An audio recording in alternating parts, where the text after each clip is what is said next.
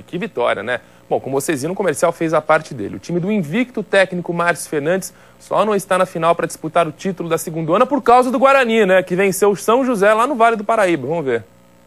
Aos 6 minutos, Flávio recebeu na área, chutou cruzado e abriu o placar. Guarani 1-0. Daí em diante, foi um susto atrás do outro para o goleiro Helder.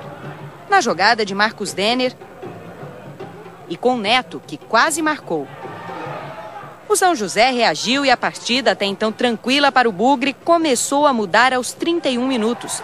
Paulão de cabeça empatou, 1-1. O sufoco passou a ser do goleiro Emerson, que teve muito trabalho para segurar o empate no fim do primeiro tempo.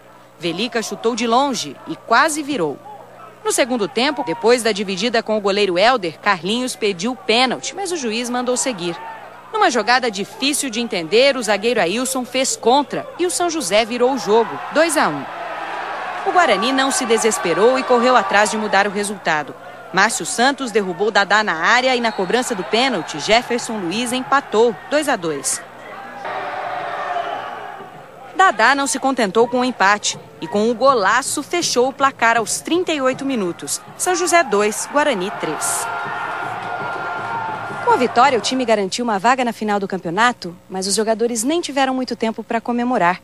Logo depois da partida contra o São José, já começaram a pensar como vai ser contra o 15 de Piracicaba.